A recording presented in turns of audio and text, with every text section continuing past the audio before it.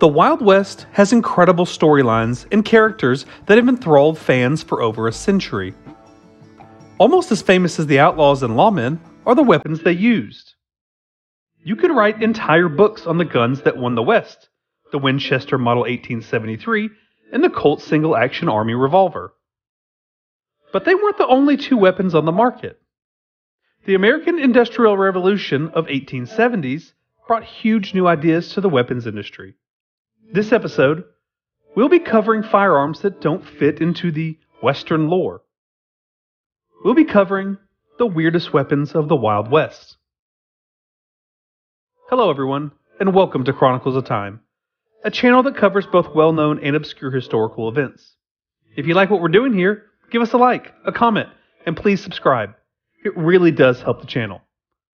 Although some of these weapons are pretty weird in design, many of them paved the way to huge technological advances for American weaponry.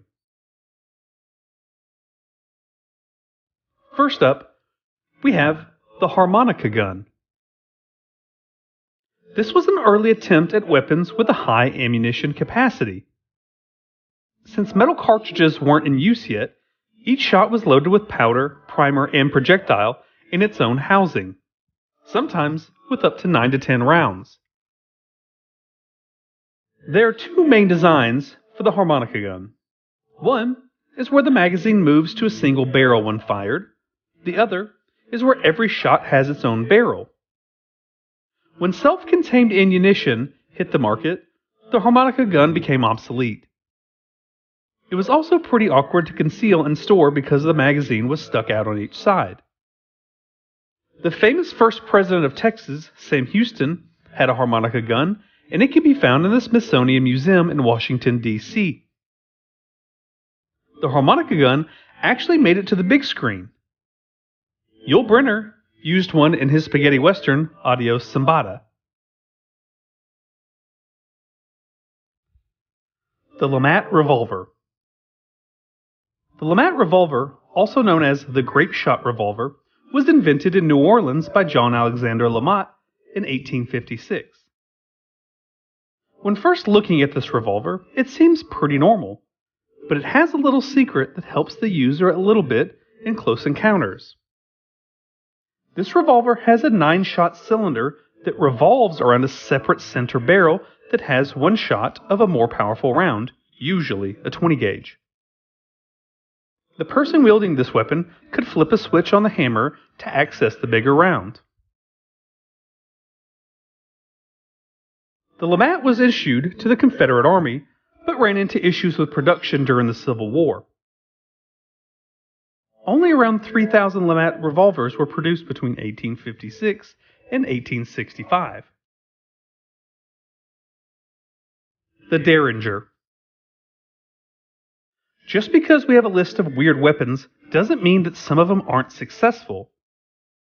The name Derringer really became a blanket word used in everyday language for a small gun.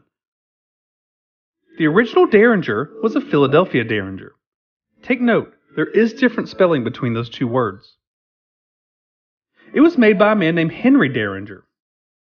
The original was a muzzle-loaded cap-lock single-shot pistol.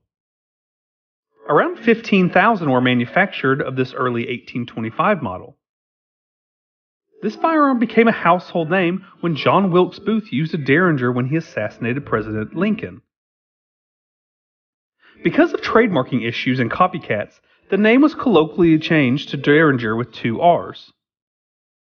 It was so successful that all pocket-sized guns were called Derringers, like all tissues are called Kleenex. The design went from the early muzzle-loaded pistol to pinfire, rimfire, and centerfire cartridges. This gun was popular with everyday citizens, but became extremely popular with gamblers and women of the night. Derringers are still being produced to this day. The pepperbox revolver. The pepperbox was really more popular right before the time period of the Old West. It was extremely popular in the 1830s and 1840s during the California Gold Rush because the gun could fire more than one shot without being reloaded. I researched all sorts of info for this weapon and came across a Mark Twain quote that sums it up perfectly. Quote, "He wore in his belt an old original Allen revolver, such as irreverent people called a pepperbox. Simply drawing the trigger back, cocked and fired the pistol. As the trigger came back, the hammer would begin to rise and the barrel to turn over, and presently down would drop the hammer and away would speed the ball. To aim along the turning barrel and hit the thing aimed at was a feat which was probably never done with an Allen in the world. It was a cheerful weapon, the Allen.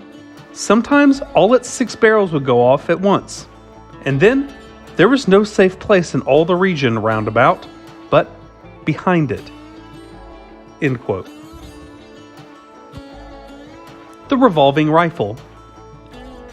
The revolving rifle was an early repeating rifle produced by the Colts Manufacturing Company from 1855 to 1864. Its design is very similar to the revolver pistols that we're all familiar with the study of Wild West history. These rifles were popular because of the ever-present theme of the high rate of fire.